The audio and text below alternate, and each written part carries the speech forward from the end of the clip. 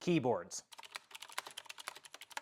So I've been doing some thinking about the tools of the trade, as it were. Not just my trade, but in general. You know, the things we use to accomplish what we're trying to accomplish, whether that's art or, any other type of job.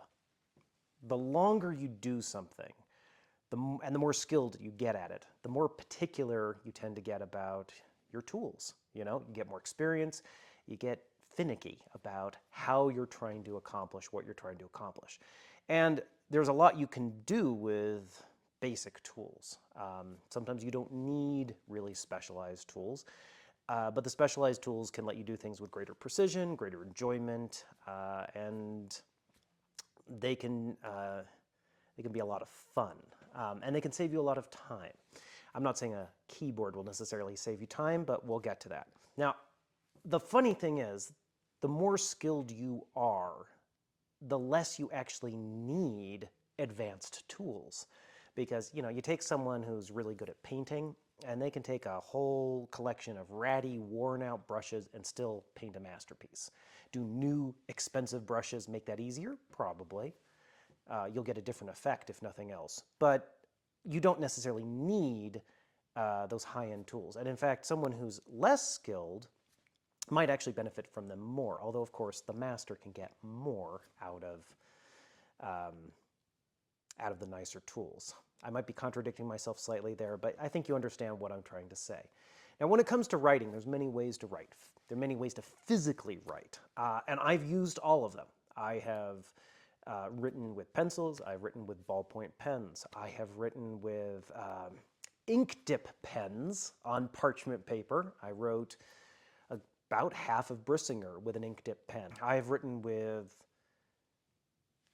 computers, of course, the majority of my work. I have written with typewriters.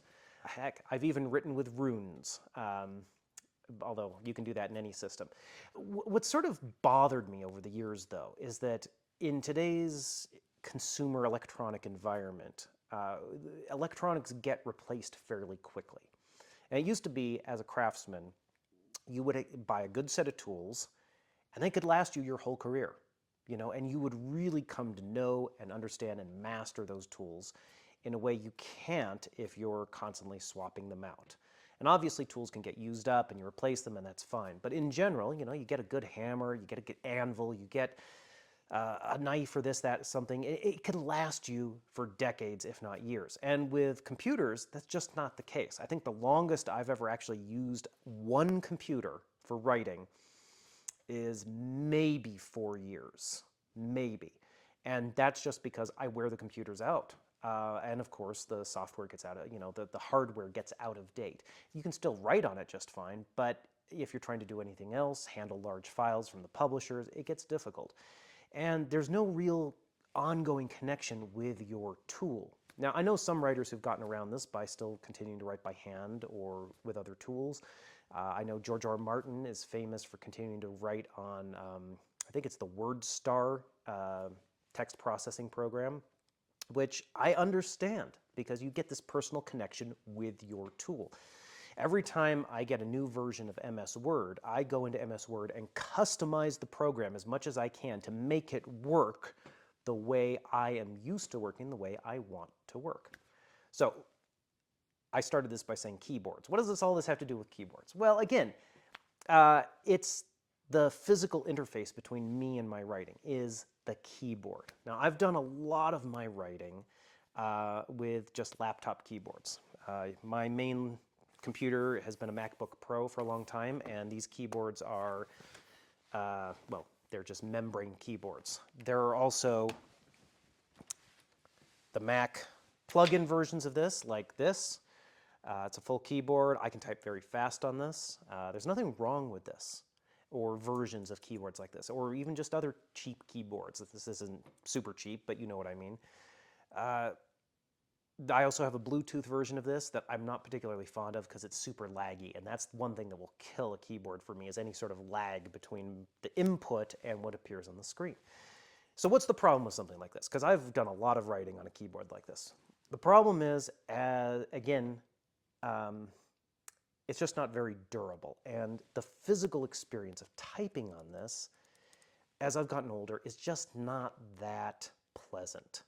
And I find that the small amount of key travel actually gives me pain in my hands over long typing sessions.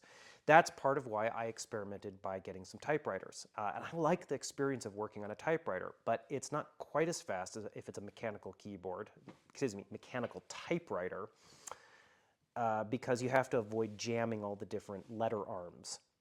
And I can type fairly fast on the typewriter, but again, not as fast as a more modern keyboard. There are electric typewriters like the IBM Selectric, but getting those maintained if they break is a pain in the butt, and I don't want to deal with that. And the problem with the regular typewriter, again, is that you end up with a physical copy of your prose, which is lovely, but you have to retype all of it in order to get it into a digital form that is easy to interact with between you and your publisher. And of course, all the publishers these days do editing in electronic form with track changes and MS Word. So I want continuity of tools between when I'm actually writing and then when I'm editing. So again, there's nothing wrong with a keyboard like a membrane keyboard like this, but it just is not very nice. And again, it causes me a fair bit of pain in my joints when I'm typing anywhere between 2,000 to 10,000 words a day in various things. So what I'm going to show you are a couple of options. There are a lot of ways, if we're talking about what's the alternative? Well, mechanical keyboards. And some of you may be mechanical keyboard enthusiasts. I am a member of the mechanical keyboard subreddit. And yes, you can go down the rabbit hole with that, and you can be individually lubing the key switches and spending hundreds of dollars on custom cases. Hundreds of dollars, what I'm talking about, you'd be thousands of dollars between the keys and the cases and this and that, and you can have an amazing typing experience. I'm not going to try to dissuade you from that if you want to go that route. What I'm going to show you are a couple of options that are a little more reasonable in order to get an amazing typing experience at home with a decent budget. So first one is, I'm going to show you, there are quite a few keyboards out there that you may have seen that are like this. This is an ASIO retro classic keyboard. And these sorts of keyboards have sort of like typewriter-esque keys. This one has cherry brown switches or their equivalent in it. It is Bluetooth capable. It's also wired. It's a full-size keyboard. They do sell sort of 65% keyboards, but this is a full-sized. So there are a couple of things I really don't like about this keyboard, though. The first one are the keys themselves, and that's a big one. These round typewriter-esque keys with the dished surfaces, they're just not super accurate. They wobble, they feel cheap, and they're a little too far apart for my fingers. That's going to be an ongoing theme, as you'll notice.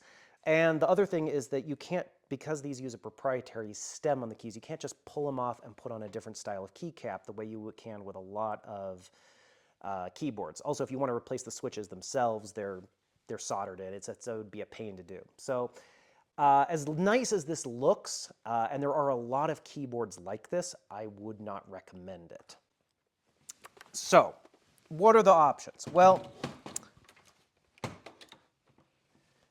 you can get an actual mechanical keyboard, sort of a professional one. This is an older version of the DOS keyboard. I actually got this from my dad. This is a fantastic keyboard, as these things go. It's a little more expensive, not horribly expensive, but definitely more expensive. These are cherry blue switches. You can place the keycaps, which I've done. And yeah, this is a fantastic typing machine. You'd be hard-pressed to break this keyboard. So what's the problem with it? Well, one, it is you can only use it in a wired configuration. And again, for my own personal use, the keys are a little too far apart. And I find that I'm reaching a bit much. I'm getting my fingers between the keys on occasion. There's just a little bit of physical strain. And all of this is about minimizing physical strain and maximizing your productivity. So this I will use when I need a full-sized mechanical keyboard for gaming, for writing. It's not my favorite, but this is a really good option. Okay, so if you're not using that, what else could you do? Well, if you don't want to spend a lot of money, this is actually a great option. This is Teahiro, T-A-I-A-H-I-R-O, Teahiro Retro-Mechanical Bluetooth Keyboard, which is available for, I think, only about well under $100. I want to say this is like $70 on Amazon, something like that. Now, this comes from the factory with those round typewriter keys that I don't like. But the keys do feel like they're something like cherry blue switches, something equivalent. So what I did was I pulled off all of those keycaps and I put on a set of keycaps from Das Keyboard. You could use anything from any old keyboard that you have laying around that has these sorts of keycaps. And you'll notice these keys are much closer than the Das keyboard. This is a 65% keyboard, so it doesn't have the number pad on the side.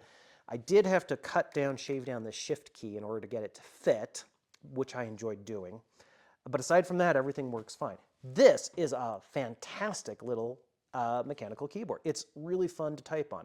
I have no idea how long it might last, since it's a fairly cheap keyboard, but so far I've had no complaints. Downsides. These knobs are not particularly functional. I think one of them controls volume, but you can't scroll with it, nothing like that. And this little holder here is supposed to be for an iPad, but if you have an iPad Pro, it will not actually hold the iPad and keep it from tipping over or falling out. Also, since the base, this is a fairly light base, the iPad can actually tip the whole keyboard over. And if you have a case on your iPad, it may not actually fit in this groove. But the advantages of this are it's not very expensive. You can use it in Bluetooth or USB mode.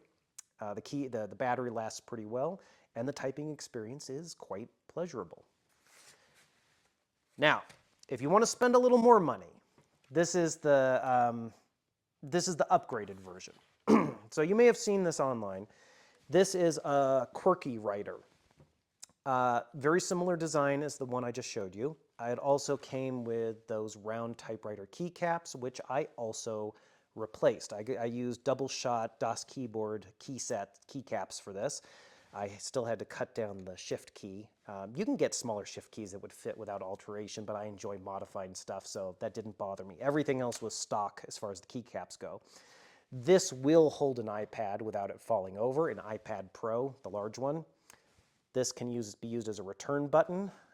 These knobs you can switch functionality, but they can be used for scrolling and for volume control. And this can also be programmed to do different things. The keys are a little further apart than this one. They are cherry blue switches, so they got that nice click, which is just so nice when you're writing. You get like this hypnotic rhythm of the writing. The keys are a little further apart, so it still works for me, but they're closer together than the Das keyboard, depending on your hands. I have, I'd say, solid medium hands, maybe large medium. If you have larger hands, you might very well find this cramped. My dad has larger hands than I do, and he does find this a little cramped. But for me, it's awesome. It can work as USB or Bluetooth. And this is a fantastic writing experience. And the case is metal. Aluminum, there's a little bit of plastic, but it's mostly metal, unlike these other ones. And I've been using this for a while, and this feels like a tool that I can use and enjoy for years and years. By the way, I am not endorsed or supported by Quirky Writer. This is entirely my own impression. And what I really like about this sort of keyboard and the other one is that I can use this with my laptop, I can use this with a desktop, or I can use it with my iPad, which I've been using more and more as a writing device. So wherever I go, I have a continuity of use with my writing tool. And that's just really nice. It is a luxury. These sorts of things are a luxury. There's nothing wrong with a regular keyboard, and I would never tell you to feel bad because you only have a regular keyboard. But I do say, don't buy one of these because the writing experience isn't as good. Sorry, guys. So that's kind of my rant on keyboards. I've done videos on fountain pens in the past, which I'm a big fan of those as well, and a few things on some of my typewriters. But I've really been thinking about the keyboards and doing more and more work with them to get an experience that I really enjoy. And I think that if writing is your career or even a passionate hobby, that you deserve to have a tool that makes you happy, that gives you some physical pleasure when you use it, because that's going to increase the chances that you will continue to write and produce and have fun doing it, and it will hopefully minimize your physical discomfort. I ended up with inflammation in my right thumb, the base of my right thumb, because I was signing so many things over the years and writing by hand. And I found that switching to the mechanical keyboard has helped alleviate that. Something about having more motion, more travel, different use of the joints has dramatically improved, and I don't get inflamed there anymore. So for me, this is actually workplace safety. Anyway, I have been talking for a long time. This is my rant on keyboards. I would love to hear in the comments about experiences you've had with different writing implements, whether it's different types of keyboards, typewriters, pens, anything that you have found that improves your writing experience. Thanks for watching. I'll be back soon.